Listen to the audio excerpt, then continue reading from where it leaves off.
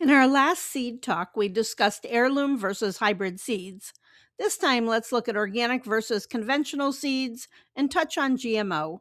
Organic and conventional seeds describe how the parent plants were grown and how the seed was produced, not the type of plant that will result.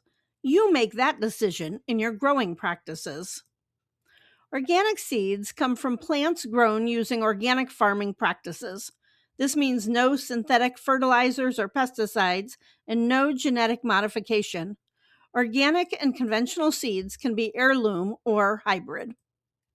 Choosing organic seed matters most if you want to follow organic growing principles from the very start of the plant's life.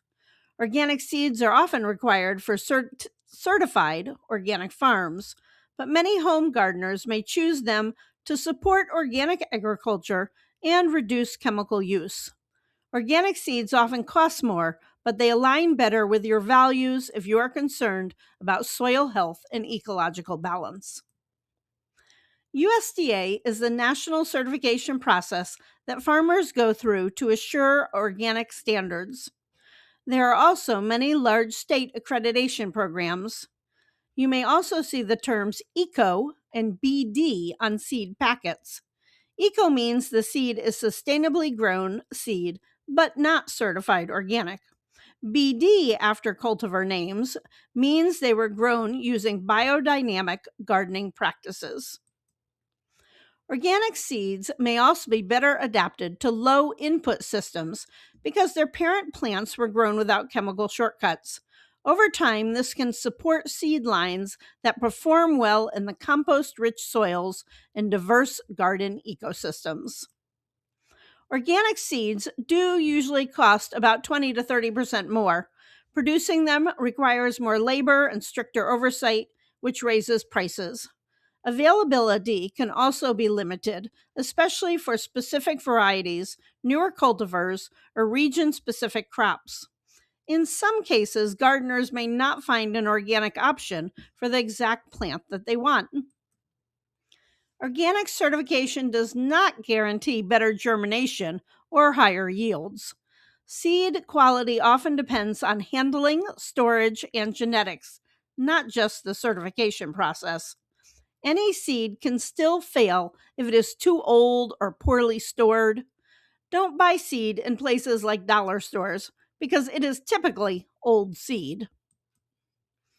The biggest advantage of conventional seeds is availability. Gardeners can choose from a wide selection, including newer cultivars bred for disease resistance or productivity.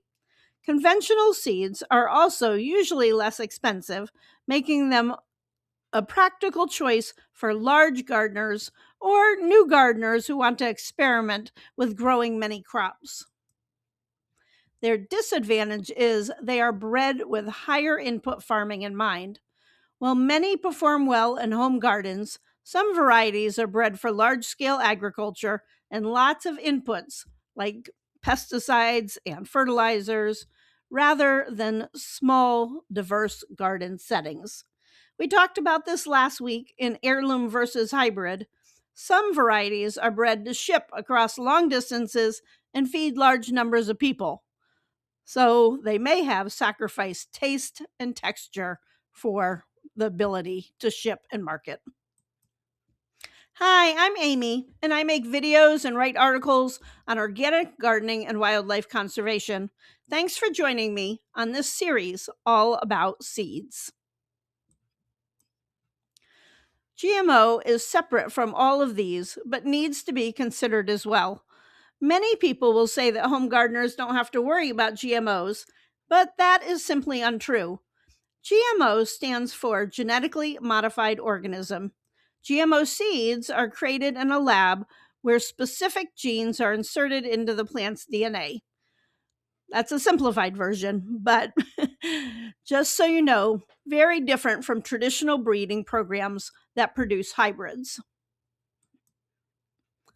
Most GMO crops are designed for large-scale industrial farming, often to tolerate herbicides or resist certain pests.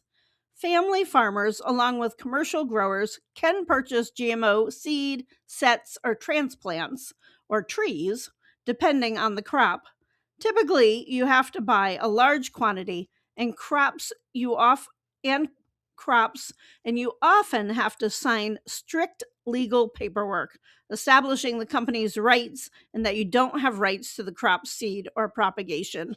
These are, registered trademark seeds. GMO potatoes are seeing a big push, both as seed potatoes and in your grocery store.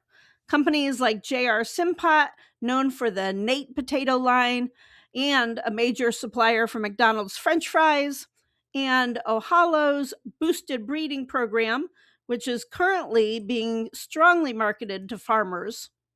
Why do I mention this? Sometimes home gardeners will buy grocery store veggies like potatoes and start them at home. Not a good idea. One thing that home gardeners and small farmers do need to consider is contamination. Seed sellers often say they don't sell GMO seeds, but what you really need to look at is where they get their seeds. Some companies like Fedco test their seeds, like beets, chard, and corn, for transgenic contamination. So you can always look to see if the seed company you like is looking at the seed and testing it. The Safe Seed Pledge is a voluntary commitment by seed companies to knowingly not buy or sell genetically engineered seeds and help to protect biodiversity from genetic contamination. Leave me a comment on what seeds you are going to try this year, or which are your long-standing favorites. I am notorious for buying too many seeds every spring. Check out last week's video on heirloom versus hybrids, or the video on why I chose organic. Thanks for watching and have a sunny day.